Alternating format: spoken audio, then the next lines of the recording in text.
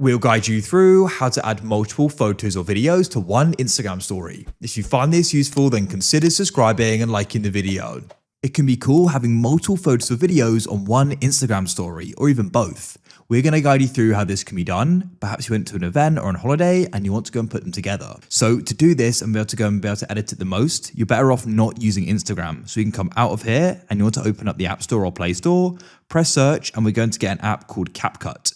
This is the video editor. I'll guide you through how to use it. So you can go and get it and then open it up. Go to the bottom left and press edit, and you can then press new video.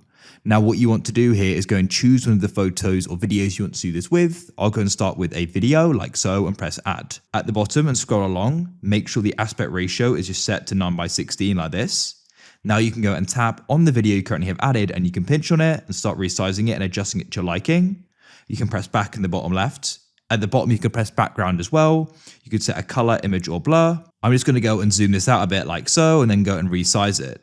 Then what you can do to add more is if you press the back button, you can go and scroll along, press overlay and add overlay. Now choose another video or switch to photos at the top. Choose what you want to add and select it and press add, and there it is. And you can adjust the length and the duration at the bottom.